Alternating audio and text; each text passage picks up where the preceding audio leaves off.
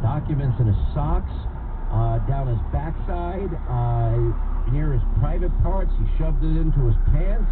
What was he taking and stealing from the National Archives? And why would somebody in his position ever do it?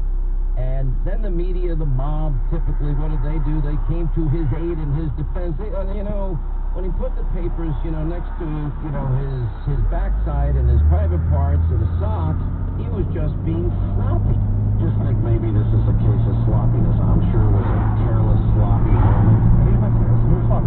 I'm sloppy too, so I can appreciate this. Obviously, his sloppiness was not something that we're going to regret later. And it was a case of sloppiness.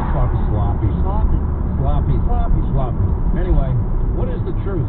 Anyway, Mark Geist, he was one of the people at that annex a mile away, giving stand-down orders.